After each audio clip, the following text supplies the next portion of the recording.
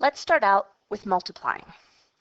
If I gave you the two factors of x minus 1 and 3x plus 4 and asked you to multiply them together, we can do that by making boxes. The factors go on the outside of the box because they're the dimensions of this rectangle. The product will go inside the box, representing the area when I multiply the two sides. In the first box, I do x times 3x, which is 3x squared.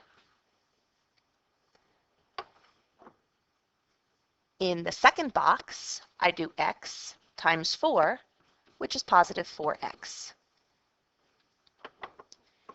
In the third box, I do negative 1 times 3x, which is negative 3x. And in the fourth box, I do negative 1 times positive 4, which is negative 4. Then I can write my terms out. I have 3x squared. I have plus 4x. I have minus 3x. And I have minus 4. In my final step, I would combine like terms. These two terms in the middle, which are these two terms in the middle, can get added together. So I still have my 3x squared out in front, my two middle terms combine to plus 1x, and on the end I have minus 4. So this is the product, or the polynomial, whereas up here at the top in the original problems, what we had were the factors. Now let's see if we can start with the product and work backwards to figure out what the factors are. So our product is going to be 3x squared plus 1x minus 4. I should realize I would have had a box with the 4 terms in it. I know that the first term was up here in the first box, and I know that the last term was down here in the last box. I also know that this middle term had to be split up between these two boxes because those were combined to get the middle term. I'm going to have to figure out what goes in there. So how am I going to figure that out? I have these two terms first. If I multiply those two terms together, I have to multiply to negative 12x squared. I also have my middle two terms. My middle two terms right there have to add to the middle, which was positive 1x. So I need to start running through options for how I can multiply to get negative 12x squared. If I'm multiplying to a negative 12x squared, I know I'm going to have two things with x's that I multiply. In order to multiply to a negative, I know one of those is going to be positive and the other is going to be negative. Let's just run through a quick list of how I could multiply to get 12. I can do 1 times 12. I can do 2 times 6. I could do 3 times 4. Then 4 times 3, this list is just going to repeat itself if I keep going down. So I know the only ways right now I can multiply to 12 are 1 and 12, 2 and 6, and 3 and 4. One of those is going to have to be positive and one is going to have to be negative. If I work this out, is there one of them, if I make one positive and one negative, that when I add them together, I get positive 1. That's going to be 3 and 4. We need the 3 to be negative and the 4 to be positive so that when I add them together, I get a positive 1x. Once I have these two terms, I can write them in the missing boxes. So over here in my boxes, I have a 4x and a minus 3x. It doesn't really matter which one I write in which box. It's going to give you the same answer both ways. So now, I need to figure out what goes on the outside. I'm going to start with this spot right here. In order to figure out what goes right there, I need to take the GCF of the top row. The GCF of 3x squared and minus 3x is 3x, so I'm going to write that on the outside. Next one that I want to figure out is what goes up here. I know whatever I put in this spot had to be multiplied with the 3x to give me 3x squared.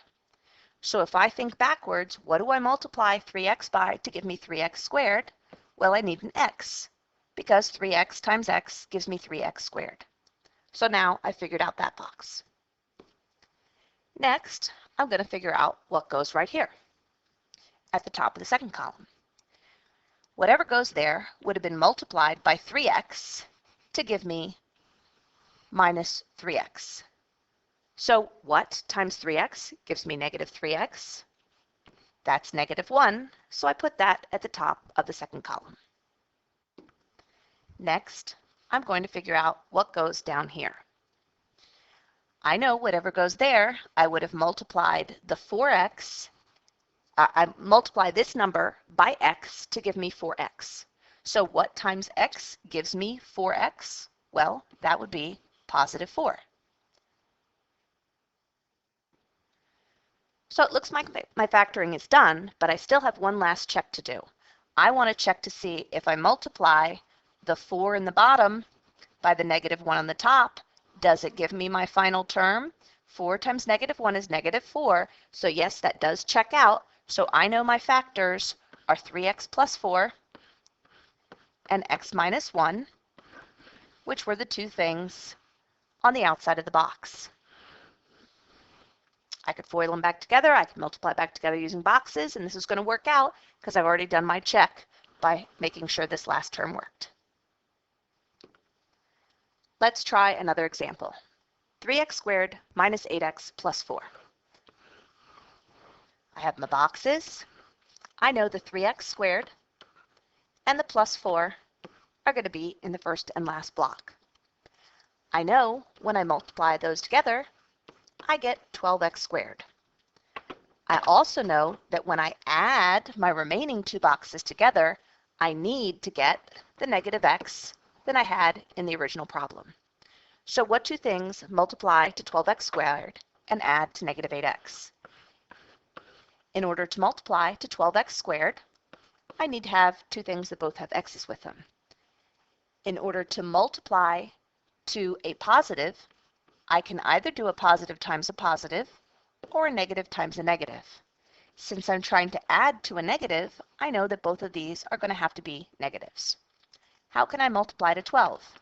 1 times 12, 2 times 6, 3 times 4. Are there any of these that if I put together, I could get 8 with? This one. A negative 2 times a negative 6 would give me a positive 12, and a negative 2 plus a negative 6 would give me a negative 8. So I have my two terms, negative 2x and negative 6x. Just to double check, if I put them back together, does it give me the negative 8 I had in the original problem? Yes, it does. Okay. Now, first step of the factoring is right up here. What goes in this spot? In order to figure that out, I'm going to take the GCF of my top row. The GCF of 3x squared and minus 6x, the number part is a 3, and they both have an x, so I'm going to take out a 3x for that spot. Next, I'm going to figure out what goes in the top of the column. I know that to figure that out, I would have multiplied this and this together to give me 3x squared. So what times 3x gives me 3x squared? That would be x, and I figured out the top of that column. Next, I want to figure out the second column. To figure out what went in the second column, I know that 3x times this needs to give me negative 6x. So what times 3x gives me negative 6x? That would be a negative 2. So now I've figured out the top of that column. Last, I need to figure out what goes on the bottom.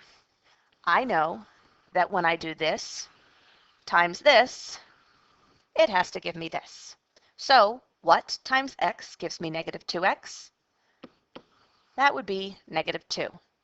And right now, it looks like my factoring is complete. To make sure it's complete, I'm going to do the check. To figure out what goes in the last box, I would do the negative 2 times the negative 2. Negative 2 times negative 2 equals positive 4, so I know my factors look good. That means my two factors are on the outsides of the box, 3x minus 2 and x minus 2.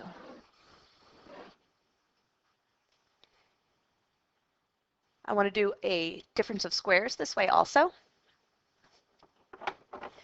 Here's another example.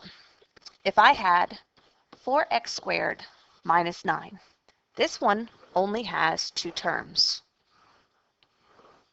The 4x squared is my quadratic term, or my term with a squared in it.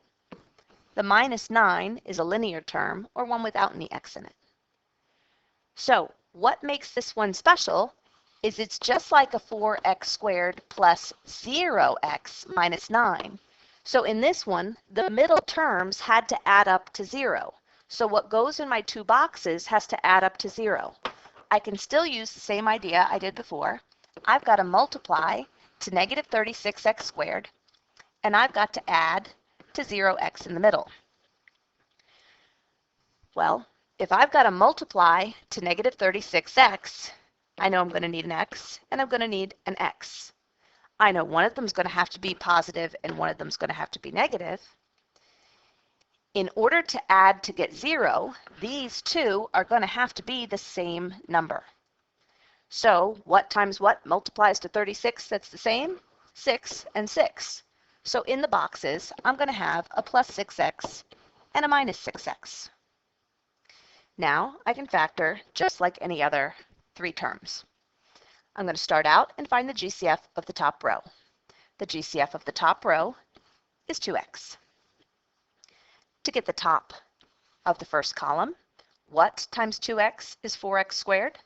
Well, that would be 2x. To get the top of the second column, what times 2x is going to give me negative 6x? That would equal negative 3. To get the bottom of the first column, what times 2x would give me 6x? That would be positive 3. So my two factors are looking like 2x plus 3 and 2x minus 3. Just to double check this, for my final term right here, does 3 times negative 3 equals negative 9? Yes, it does. I've done my check, and my factors look good. That's the same thing as memorizing that a squared minus b squared factors into a plus b times a minus b.